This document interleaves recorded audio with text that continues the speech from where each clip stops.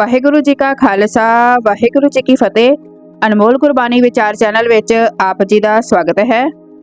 ਪਰਮੇਸ਼ਵਰ ਦਾ ਨਾਮ ਜਪਣ ਵਾਲੇ ਉਸ ਨਾਲ ਇੰਨਾ ਅਪੇਧ ਹੋ ਜਾਂਦੇ ਹਨ ਕਿ ਜੋ ਵੀ ਵਿਅਕਤੀ ਉਹਨਾਂ ਦੀ ਸ਼ਰਨ ਵਿੱਚ ਆਂਦਾ ਹੈ ਉਸ ਦੇ ਦੁੱਖ ਜਾਂ ਕਸ਼ਟ ਨਿਵਾਰਨ ਦੀ ਸਮਰੱਥਾ ਆਪ ਰੱਖਦੇ ਹਨ। ਪਰਮੇਸ਼ਵਰ ਉਹਨਾਂ ਦੇ ਕਾਰਨਾਮੇ ਤੇ ਕਿੰਤੂ ਨਹੀਂ ਕਰਦਾ ਅਤੇ ਆਪਣੇ ਭਗਤਾਂ ਦੀ ਲਾਜ ਰੱਖਦਾ ਹੈ। ਜਦ ਪ੍ਰੇਮਵਸ ਹੋ ਕੇ ਸਿੱਖ ਕੁਝ ਕਹਿੰਦਾ ਹੈ ਤਾਂ ਉਸ ਅਤੇ ਗੁਰੂ ਜਾਂ ਪਰਮੇਸ਼ਰ ਵਿੱਚ ਕੋਈ ਅੰਤਰ ਨਹੀਂ ਰਹਿੰਦਾ। ਵਾਹਿਗੁਰੂ ਦੀ ਜਿਸ ਪ੍ਰਾਣੀ ਤੇ ਅਪਾਰ ਕਿਰਪਾ ਹੁੰਦੀ ਹੈ ਉਸ ਦੇ ਔਗਣ ਕਿਸੇ ਮਹਾਪੁਰਖ ਦੀ ਪ੍ਰਕਿਰਤੀ ਦੁਆਰਾ ਗੁਨਾਹ ਵਿੱਚ ਬਦਲ ਦਿੰਦੇ ਹਨ। ਉਸ ਦੇ ਔਗਣ ਨਹੀਂ ਚਿਤਾਰਦੇ ਸਗੋਂ ਨਾਮ ਸਿਮਰਨ ਅਤੇ ਬੰਦਗੀ ਦੀ ਮੰਜ਼ਿਲ ਤੇ ਤੋਲ ਦਿੰਦੇ ਹਨ। ਮਹਾਪੁਰਸ਼ਾਂ ਨੂੰ ਪ੍ਰਭੂ ਆਪ ਅਜੋਕੀ ਖਲਕਤ ਦੇ ਭਲੇ ਲਈ ਭੇਜਦੇ ਹਨ ਤਾਂ ਕਿ ਇਨਸਾਨੀ ਜ਼ਿੰਦਗੀ ਦਾ ਸਫ਼ਰ ਖੁਸ਼ੀਆਂ ਭਰਿਆ ਅਤੇ ਆਨੰਦਮਈ ਬੀਤ ਸਕੇ। ਪੰਜਵੇਂ ਪਾਤਸ਼ਾਹ ਜੀ ਦੀ ਇਤਿਹਾਸਿਕ ਸਾਖੀ ਤੋਂ ਵੀ ਇਹੀ ਸੇਧ ਮਿਲਦੀ ਹੈ। ਭਾਈ ਬਿਧੀ ਚੰਦ ਜੋ ਕਿ ਆਪਣੇ ਨਾਨਕੇ ਰਹਿੰਦੇ ਸਨ, ਗਲਤ ਸੰਗਲ ਵਿੱਚ ਪੈ ਜਾਣ ਕਰਕੇ ਚੋਰ ਬਣ ਗਏ। ਭਾਈ ਅਦਲੀ ਜੋ ਗੁਰੂ ਰਾਮਦਾਸ ਜੀ ਦੇ ਆਤਮ ਗਿਆਨੀ ਸਿੰਘ ਸਨ, ਉਹਨਾਂ ਨੇ ਬਿਧੀ ਚੰਦ ਨੂੰ ਮਾੜਾ ਧੰਦਾ ਛੱਡ ਕੇ ਗੁਰੂ ਵਾਲਾ ਬਣਨ ਵੱਲ ਪ੍ਰੇਰਿਆ ਅਤੇ ਗੁਰੂ ਅਰਜਨ ਦੇਵ ਜੀ ਦੇ ਦਰਬਾਰ ਵੱਲ ਭੇਜ ਦਿੱਤਾ। ਕਿਸ ਤਰ੍ਹਾਂ ਉਸਨੇ ਆਪਣੇ ਮਾੜੇ ਕਰਮ ਛੱਡ ਦਿੱਤੇ ਅਤੇ ਸਿੱਖਾਂ ਵਿੱਚੋਂ ਅਨੀਨ ਸੇਵਕ ਬਣ ਗਿਆ ਅਤੇ ਕਈਆਂ ਨੂੰ ਪ੍ਰੇਰਣਾ ਦੇ ਕੇ ਉਸਨੇ ਗੁਰੂ ਵਾਲੇ ਬਣਾਇਆ। ਇੱਕ ਬੜੀ ਹੀ ਪਿਆਰੀ ਸਾਖੀ ਸ਼ੁਰੂ ਕਰਨ ਤੋਂ ਪਹਿਲੇ ਆਪ ਜੀ ਅੱਗੇ ਬੇਨਤੀ ਹੈ, ਅਗਰ ਵੀਡੀਓ ਚੰਗੀ ਲੱਗੇ ਤਾਂ ਇਸ ਨੂੰ ਲਾਈਕ ਅਤੇ ਸ਼ੇਅਰ ਜ਼ਰੂਰ ਕਰਨਾ। ਜੋ ਚੈਨਲ ਦੇ ਨਵੇਂ ਹਨ ਸਬਸਕ੍ਰਾਈਬ ਵੀ ਕਰ ਲੈਣਾ ਅਤੇ ਬੈਲ ਆਈਕਨ ਵੀ ਦਬਾ ਲੈਣਾ। ਆਪਣੇ ਵਿਚਾਰ ਕਮੈਂਟ ਵਿੱਚ ਜ਼ਰੂਰ ਸ਼ੇਅਰ ਕਰਨਾ ਅਤੇ ਕਮੈਂਟ ਵਿੱਚ ਵਾਹਿਗੁਰੂ ਜੀ ਜ਼ਰੂਰ ਲਿਖਣਾ। ਵਾਹਿਗੁਰੂ ਜੀ ਕਾ ਖਾਲਸਾ ਵਾਹਿਗੁਰੂ ਜੀ ਕੀ ਫਤਿਹ। ਭਾਈ ਬਿਧੀ ਚੰਦ ਜੀ ਆਪਣੇ ਪਿੰਡ ਨਾਨਕੇ ਸਰਹਾਲੀ ਰਹਿੰਦੇ ਸਨ ਅਤੇ ਜਾਤ ਦੇ ਛੀਨੇ ਜੱਟ ਸਨ, ਪਰ ਧਾੜਵੀਆਂ ਦੀ ਸੰਗਤ ਕਰਕੇ ਇਸਨੇ ਚੋਰੀਆਂ ਕਰਨੀਆਂ ਜਾਂ ਡਾਕੇ ਮਾਰਨੇ ਆਪਣੇ ਜੀਵਨ ਦਾ ਸ਼ੁਗਲ ਬਣਾਇਆ ਹੋਇਆ ਸੀ।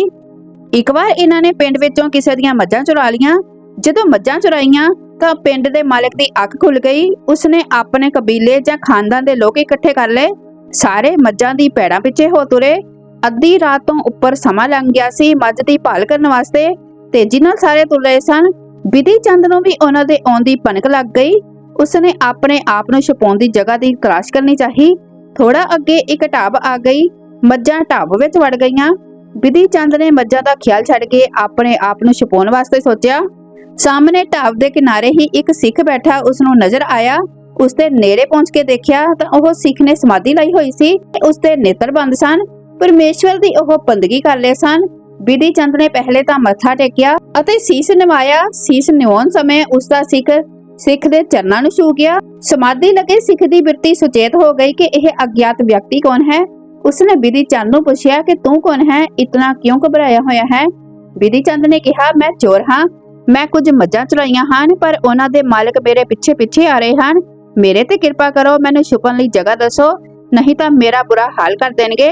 ਮੈਂ ਜ਼ਿੰਦਗੀ ਵਿੱਚ ਪਹਿਲੀ ਵਾਰ ਤੁਹਾਡੇ ਅੱਗੇ ਆਪਣੀ ਚੋਰੀ ਦਾ ਇਕਬਾਲ ਕੀਤਾ ਹੈ।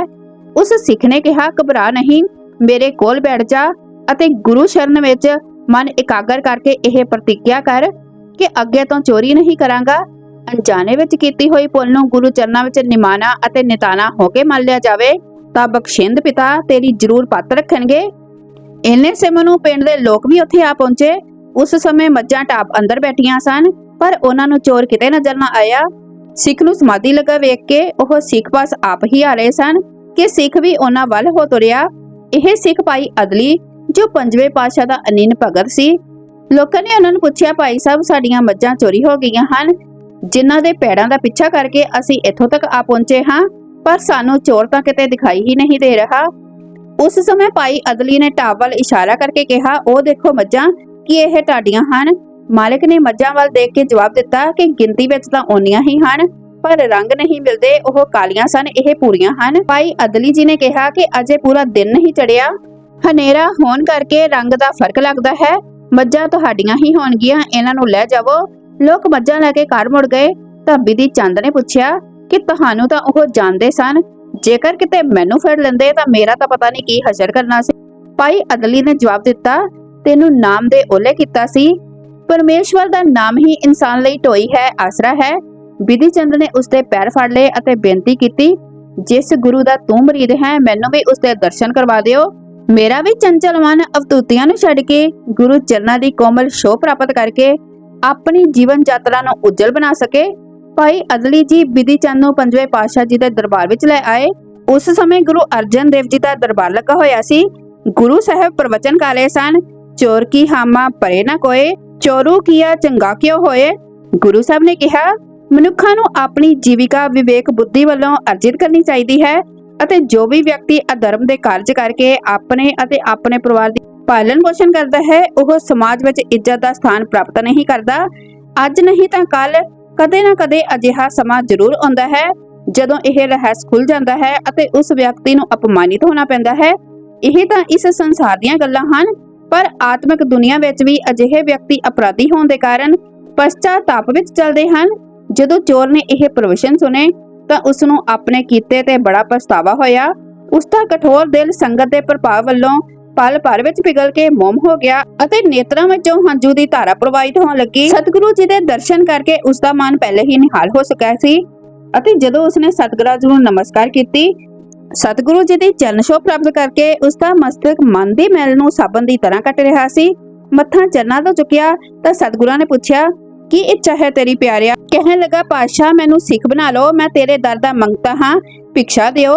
ਗੁਰੂ ਜੀ ਨੇ ਉਸ ਦਾ ਪੇਸ਼ਾ ਪੁੱਛਿਆ ਤਾਂ ਉਸਨੇ ਦੱਸਿਆ ਕਿ ਮੈਂ ਚੋਰੀ ਕਰਦਾ ਹਾਂ।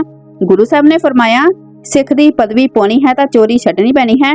ਬਿਧੀ ਚੰਦ ਤਾਂ ਪਹਿਲਾਂ ਹੀ ਪਛਤਾਤਾਪ ਦੀ ਦਲਦਲ ਵਿੱਚ ਡੁੱਬ ਰਿਹਾ ਸੀ। ਕਹਿਣ ਲੱਗਾ, ਪਾਤਸ਼ਾਹ ਮੇਰੇ ਗੁਨਾਹ ਤੇ ਪਰਦਾ ਪਾਓ, ਚਰਨਾਂ ਵਿੱਚ ਨਿਵਾਸ ਬਖਸ਼ੋ। ਸ਼੍ਰੀ ਗੁਰੂ ਅਰਜਨ ਦੇਵ ਜੀ ਮਿਹਰ ਦੇ ਘਰ ਆਏ ਅਤੇ ਬਿਧੀ ਚੰਦ ਨੂੰ ਨਾਮ ਮੰਤਰ ਨਾਮ ਦੀ ਦਾਤ ਬਖਸ਼ੀ, ਚਰਨ ਪਾਹੁਲ ਦਿੱਤੀ ਅਤੇ ਆਪਣੀ ਸੰਗਤ ਵਿੱਚ ਸ਼ਾਮਿਲ ਕਰ ਲਿਆ। ਹੁਣ ਇਹ ਚੋਰੀਆਂ ਹਮੇਸ਼ਾ ਲਈ ਛੱਡ ਕੇ ਗੁਰੂ ਦਾ ਸੱਚਾ ਸਿੱਖ ਸੇਵਕ ਬਣ ਗਿਆ ਅਤੇ ਗੁਰੂ ਘਰ ਵਿੱਚ ਰਹਿ ਕੇ ਸੇਵਾ ਵਿੱਚ ਜੁਟ ਗਿਆ। ਹੁਣ ਇਹ ਜਿਸ ਕੰਮ ਲਈ ਵੀ ਜਾਂਦਾ ਸੀ, ਗੁਰਬਾਣੀ ਦਾ ਓਟ ਅਤੇ ਆਸਰਾ ਲੈ ਕੇ ਜਾਂਦਾ ਸੀ। ਪਰ ਜਦੋਂ ਗੁਰੂ ਅਰਜਨ ਦੇਵ ਜੀ ਦੀ ਸ਼ਹਾਦਤ ਹੋਈ, ਸਿੱਖਾਂ ਵਿੱਚ ਮਾਯੂਸੀ ਛਾ ਗਈ ਤਾਂ ਇਸਨੇ ਭਾਈ ਬੁੱਢਾ ਅਤੇ ਭਾਈ ਗੁਰਦਾਸ ਜੀ ਨਾਲ ਰਲ ਕੇ ਪਿੰਡ ਵਿੱਚ ਜਾ ਕੇ ਲੋਕਾਂ ਦੇ ਦਿਲਾਂ ਵਿੱਚ ਉਤਸ਼ਾਹ ਭਰਿਆ ਅਤੇ ਸਿੱਖਾਂ ਨੂੰ ਟੈਂਡੀ ਕਲਾਂ ਵਿੱਚ ਨਾ ਜਾਣ ਦਿੱਤਾ। ਸ਼੍ਰੀ ਗੁਰੂ ਹਰਗੋਬਿੰਦ ਸਿੰਘ ਜੀ ਨੇ ਵੀ ਜਦੋਂ ਸਿੱਖਾਂ ਦੀ ਗਿਣਤੀ ਬਹੁਤ ਜ਼ਿਆਦਾ ਵਧੀ ਦੇਖੀ ਤਾਂ ਸਾਰੇ ਸਿੱਖਾਂ ਨੂੰ 5-5 ਜਥਿਆਂ ਵਿੱਚ ਵੰਡ ਦਿੱਤਾ। ਉਸ ਸਮੇਂ ਦੂਸਰੇ ਜਥੇ ਦਾ ਸਰਦਾਰ ਭਾਈ ਬਿਧੀ ਚੰਦ ਨੂੰ ਬਣਾ ਦਿੱਤਾ ਗਿਆ। ਗੁਰੂ ਹਰਗੋਬਿੰਦ ਸਾਹਿਬ ਜੀ ਦੀ ਗਵਾਲੀਅਰ ਦੀ ਗ੍ਰਿਫਤਾਰੀ ਵਕਤ ਵੀ ਇਹਨਾਂ ਨੇ ਪਿੰਡਾਂ ਵਿੱਚ ਫਿਰ ਕੇ ਗੁਰੂ ਪਿਆਰ ਕਾਇਮ ਰੱਖਿਆ। ਭਾਈ ਬੁੱਢਾ ਜੀ ਆਪਣੀ ਵਿਦਵਤਾ ਅਤੇ ਸ਼ਖਸੀਅਤ ਨਾਲ ਸੰਗਤਾਂ ਦੇ ਦਿਲਾਂ ਤੇ ਪ੍ਰਭਾਵ ਪਾਉਂਦੇ ਅਤੇ ਬਿਧੀ ਚੰਦ ਢਾਡੀਆਂ ਨੂੰ ਨਾਲ ਲੈ ਕੇ ਗੁਰੂ ਘਰ ਦੇ ਜਸ ਦਾ ਐਸਾ ਮਾਹੌਲ ਤਿਆਰ ਕਰਦੇ ਕਿ ਦੂਰੋਂ ਸੰਗਤਾਂ ਆ ਜੁੜਦੀਆਂ ਸਨ। ਐਸਾ ਗੁਰੂ ਜਸ ਹੋਇਆ ਕਿ ਪੰਜਾਬ ਦੇ ਪਿੰਡਾਂ ਦੇ ਪਿੰਡ ਢੋਲਕੀਆਂ ਛੈਣਿਆਂ ਨਾਲ ਕੀਰਤਨ ਕਰਦੇ ਗਵਾਲੀਅਰ ਪਹੁੰਚਦੇ ਅਤੇ ਜੇਲ੍ਹ ਦੀ ਪਰਿਕਰਮਾ ਕਰਕੇ ਮੱਥਾ ਟੇਕ ਕੇ ਵਾਪਸ ਮੁੜ ਆਉਂਦੇ। ਇਸ ਦਾ ਜਹਾਂਗੀਰ ਤੇ ਬੜਾ ਹੀ ਗਹਿਰਾ ਅਸਰ ਹੋਇਆ ਅਤੇ ਉਸਨੇ ਆਪਣੀ ਬੇਗਮ ਅਤੇ ਵਜ਼ੀਰ ਖਾਨ ਦੇ ਕਹਿਣ ਤੇ ਇੱਕਦਮ ਗੁਰੂ ਸਾਹਿਬ ਨੂੰ ਰਿਹਾਈ ਦਾ ਹੁਕਮ ਦੇ ਦਿੱਤਾ। ਗੁਰੂ ਸਾਹਿਬ ਦੀ ਰਿਹਾਈ ਤੋਂ ਬਾਅਦ ਇਹ ਗੁਰੂ ਸਾਹਿਬ ਦਾ ਅੰਗ ਰੱਖਿਅਕ ਬਣ ਗਿਆ। ਗੁਰੂ ਹਰਗੋਬਿੰਦ ਸਾਹਿਬ ਜੀ ਬਿਧੀ ਚੰਦ ਨੂੰ ਆਪਣੇ ਪੁੱਤਰਾਂ ਦੀ ਤਰ੍ਹਾਂ ਪਿਆਰ ਕਰਦੇ ਸਨ। ਜਦੋਂ ਗੁਰੂ ਹਰਗੋਬਿੰਦ ਸਾਹਿਬ ਜੀ ਨੂੰ ਭਾਈ ਸੁਭਾਗ ਜੀ ਨੇ 5 ਇਰਾਕੀ ਘੋੜੇ ਪੇਸ਼ ਕੀਤੇ ਅਤੇ ਗੁਰੂ ਸਾਹਿਬ ਨੇ ਇੱਕ ਬਾਬਾ ਗੁਰਦਿੱਤਾ ਜੀ ਨੂੰ, ਇੱਕ ਬਾਬਾ ਸੂਰਜਮਲ ਨੂੰ ਅਤੇ ਇੱਕ ਭਾਈ ਬਿਧੀ ਚੰਦ ਨੂੰ ਦਿੱਤਾ। ਇੱਕ ਵਾਰ ਭਾਈ ਕਰੋੜੀ ਜੀ ਗੁਰੂ ਸਾਹਿਬ ਦੇ ਚਰਨਾਂ ਵਿੱਚ ਆਏ ਅਤੇ ਰੋ ਕੇ ਦੱਸਿਆ ਕਿ ਉਹ ਦਿਲਬਾਗ ਅਤੇ ਗੁਰਬਾਗ 2 ਘੋੜੇ ਆਪ ਜੀ ਨੂੰ ਭੇਟਾ ਕਰਨ ਲਈ ਲਿਆ ਰਹੇ ਸਨ, ਪਰ ਲਾਹੌਰ ਦੇ ਵਿਖੇ ਸ਼ਾਹਜਹਾਂ ਦੇ ਨੌਕਰ ਅਨਾਇਤ ਖਾਨ ਨੇ ਉਹ ਘੋੜੇ ਖੋਲੇ ਹਨ। ਗੁਰੂ ਸਾਹਿਬ ਨੇ ਉਹਨਾਂ ਨੂੰ ਤੀਰੇ ਦਿੰਦਿਆਂ ਕਿਹਾ ਕਿ ਤੁਹਾਡੀ ਪਿਤਾ ਸਾਨੂੰ ਪੁੱਜ ਗਈ ਹੈ, ਬਿਧੀ ਚੰਦ ਆਪੇ ਹੀ ਘੋੜੇ ਵਾਪਸ ਲੈ ਆਵੇਗਾ। ਉਸ ਸਮੇਂ ਭਾਈ ਬਿਧੀ ਚੰਦ ਗੁਰੂ ਸਾਹਿਬ ਦੇ ਚਰਨਾਂ ਤੇ ਮੱਥਾ ਟੇਕ ਕੇ ਗੁਰੂ ਸਾਹਿਬ ਦੀਆਂ ਬਖਸ਼ਿਸ਼ਾਂ ਲੈ ਕੇ ਲਾਹੌਰ ਵੱਲ ਚੱਲ ਪਏ। ਲਾਹੌਰ ਉਹਨਾਂ ਨੇ ਭਾਈ ਜੀਵਨ ਸਿੰਘ ਦੇ ਘਰ ਟਿਕਾਣਾ ਕੀਤਾ ਅਤੇ ਆਪਣੇ ਆਉਣ ਦਾ ਕਾਰਨ ਦੱਸਿਆ। ਉਸ ਤੋਂ ਇੱਕ ਦਾਤੀ ਅਤੇ ਰੰਬਾ ਲੈ ਕੇ ਹਰੇ ਭਰੇ ਸਾਫ ਸੁਥਰੇ ਕਾਦੀ ਪੰਡ ਬਣ ਕੇ ਕਿਲੇ ਦੀ ਦੀਵਾਰ ਨਾਲ ਬੈਠ ਕੇ ਘੋੜਿਆਂ ਦੇ ਦਰੋਗੇ ਸੌਦੇਖਾਨੇ ਕਾ ਅਤੇ ਕਾਹੀਵਾਲ ਦੇਖ ਕੇ ਮੁੱਲ ਕੀਤਾ ਅਤੇ ਖਰੀਦ ਲਿਆ। ਬਿਧੀ ਚੰਦ ਘਾਹ ਨੂੰ ਚੁੱਕ ਕੇ ਘੋੜਿਆਂ ਤੱਕ ਲੈ ਗਏ। ਉਸਨੇ ਪਹਿਲਾਂ ਘੋੜੇ ਦੇ ਪੈਰ ਚੁੰਮੇ, ਫਿਰ ਉਹਨਾਂ ਨੂੰ ਪਲੋਸ ਕੇ ਘਾਹ ਪਾ ਦਿੱਤਾ। ਘੋੜੇ ਰੱਜ ਕੇ ਘਾਹ ਖਾਣ ਲੱਗ ਪਏ। ਘੋੜਿਆਂ ਦਾ ਉਸ ਨਾਲ ਇੰਨਾ ਪਿਆਰ ਦੇਖ ਕੇ ਉਸ ਨੂੰ ਪੱਕੀ ਨੌਕਰੀ ਤੇ ਰੱਖ ਲਿਆ ਗਿਆ। ਭਾਈ ਬਿਧੀ ਚੰਦ ਜੀ ਘੋੜਿਆਂ ਦੀ ਸੇਵਾ ਵੀ ਕਰਦੇ ਅਤੇ ਆਸ-ਪਾਸ ਦੀ ਟੋਹ ਵੀ ਰੱਖਦੇ। ਰੋਜ਼ ਇੱਕ ਪੱਥਰ ਘਾਹ ਦੀ ਪੰਡ ਵਿੱਚ ਲੈ ਕੇ ਆਉਂਦੇ ਅਤੇ ਅੱਧੀ ਰਾਤ ਨੂੰ ਹੀ ਪੱਥਰ ਕਿਲੇ ਦੇ ਨਾਲ ਲੱਗਦੀ ਨਦੀ ਵਿੱਚ ਸੁੱਟ ਦਿੰਦੇ।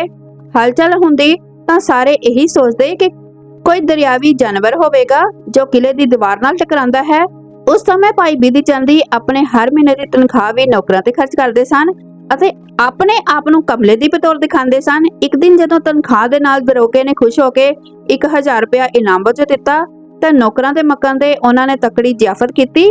ਨੌਕਰਾਂ ਨੇ ਰਾਤ ਨੂੰ ਰੱਜ ਕੇ ਸ਼ਰਾਬ ਪੀਤੀ ਅਤੇ ਬੇਸੁਰਤ ਹੋ ਕੇ ਪੈ ਗਏ। ਭਾਈ ਬਿਧੀ ਚੰਦ ਨੇ ਚਾਬੀਆਂ ਕੱਢੀਆਂ, ਨੌਕਰਾਂ ਨੂੰ ਬਾਹਰੋਂ ਜੰਦਰਾ ਲਗਾ ਦਿੱਤਾ ਅਤੇ ਘੋੜੇ ਸਮੇਤ ਕਿਲੇ ਦੀ ਦੀਵਾਰ ਤੋਂ ਨਦੀ ਵਾਂਗ ਛਲਾਂਗ ਮਾਰ ਕੇ रातों रात गुरु साहब दे कोल पहुंच गए। गुरु साहब जी खुश होए, आशीर्वाद दिता। अपने साथी तो विछड़ के घोड़े ने खाना पीना बंद कर दिता। ਤਾਂ ਗੁਰੂ ਸਾਹਿਬ ਨੇ ਬਿਧੀ ਚੰਦ ਨੂੰ ਦੂਸਰਾ ਘੋੜਾ ਲਿਆਉਣ ਦਾ ਹੁਕਮ ਕਰ ਦਿੱਤਾ। ਗੁਰੂ ਸਾਹਿਬ ਤੋਂ ਅੱਗੇ ਲੈ ਕੇ ਬਿਧੀ ਚੰਦ ਲਾਹੌਰ ਆ ਗਿਆ ਅਤੇ ਭਾਈ ਬੋੜੂ ਦੇ ਘਰ ਠਹਿਰ ਕੇ ਉਸ ਨੂੰ ਆਪਣੇ ਆਉਣ ਦਾ ਕਾਰਨ ਦੱਸਿਆ। ਉਸ ਕੋਲੋਂ ਇੱਕ ਪਗੜੀ, ਇੱਕ ਧੋਤੀ ਅਤੇ ਇੱਕ 30 ਗਜ ਦੀ ਮਲਮਲ ਦੀ ਪੱਗ ਲੈ ਕੇ ਆਪਣਾ ਬਾਬੇ ਦਾ ਭੇਸ ਬਣਾ ਲਿਆ ਅਤੇ ਜਿਸ ਰਸਤੇ ਤੋਂ ਦਰੋਗਾ ਹਰ ਰੋਜ਼ ਲੰਘਦਾ ਸੀ ਉਸ ਰਸਤੇ ਤੇ ਬੈਠ ਕੇ ਲੋਕਾਂ ਦੇ ਦੁੱਖਾਂ ਦਾ ਨਿਵਾਰਨ ਕਰਨ ਲੱਗਾ। ਲੋਕਾਂ ਕੋਲੋਂ ਬਾਬੇ ਦੀ ਸਿਫਤ ਸੁਣ ਕੇ ਦਰੋਗਾ ਵੀ ਘੋੜਿਆਂ ਬਾਰੇ ਪੁੱਛਣ ਲੱਗਾ। ਤਾਂ ਬਾਬਾ ਬਣੇ ਬਿਧੀ ਚੰਦ ਨੇ ਘੋੜਾ ਚਰਾਉਣ ਵਾਲੇ ਕਾਹੀ ਦਾ ਨਾਮ ਅਤੇ ਹੁਲੀਆ ਦੱਸਿਆ ਅਤੇ ਕਿਹਾ ਕਿ ਉਹ ਘੋੜਾ ਹੁਣ ਕਿੱਥੇ ਹੈ। ਇਹ ਤਾਂ ਹੀ ਦੱਸ ਸਕੇਗਾ ਜੇਕਰ ਉਸੇ ਜਗ੍ਹਾ ਤੇ ਜਿੱਥੋਂ ਘੋੜਾ ਚੋਰੀ ਹੋਇਆ ਸੀ ਉਸ ਨੂੰ ਲਿਜਾਇਆ ਜਾਵੇ, ਉਹੀ ਸਮਾਂ ਹੋਵੇ ਅਤੇ ਉਹੀ ਪਹਿਰੇਦਾਰ ਹੋਣ, ਤਾਂ ਉਹ ਦੱਸ ਦੇਵੇਗਾ ਕਿ ਘੋੜਾ ਇੰਨੇ ਵਿਸ਼ਾਲ ਪਹਿਰੇ ਤੇ ਹੁੰਦੇ ਹੋਏ ਵੀ ਕਿਸ ਤਰ੍ਹਾਂ ਚੁਰਾਇਆ ਗਿਆ। ਦਰੋਗਾ ਰਾਤ ਦੇ ਵਕਤ ਭਾਈ ਬਿਧੀ ਚੰਦ ਨੂੰ ਬੁਲਾ ਕੇ ਲੈ ਆਇਆ ਅਤੇ ਤਬੇਲੇ ਦਾ ਉਸੇ ਤਰ੍ਹਾਂ ਦਾ ਮਾਹੌਲ ਬਣਾ ਦਿੱਤਾ ਗਿਆ।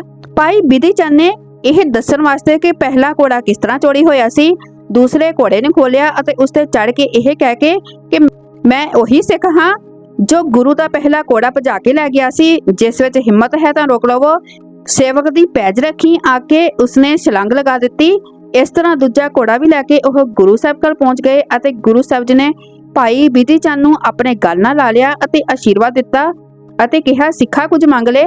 ਬਿਧੀ ਚੰਦ ਨੇ ਮੰਗਿਆ ਸਤਿਗੁਰਾਂ ਦਾ ਅੰਗ, ਸਾਧਕਾ ਸੰਗ, ਨਾਮ ਦਾ ਰੰਗ, ਨਿਸ਼ਚਾ ਅਪੰਗ। ਗੁਰੂ ਸਾਹਿਬ ਨੇ ਉਹਨਾਂ ਨੂੰ ਗਲੇ ਨਾਲ ਲਗਾਇਆ ਅਤੇ ਬਚਨ ਕੀਤੇ। ਬਿਧੀ ਚੰਦ ਸ਼ੀਨਾ ਗੁਰੂ ਦਾ ਸੀਨਾ। ਅੱਜ ਤੱਕ ਇਹ ਸਨਮਾਨ ਹੋਰ ਕਿਸੇ ਨੂੰ ਨਹੀਂ ਸੀ ਮਿਲਿਆ।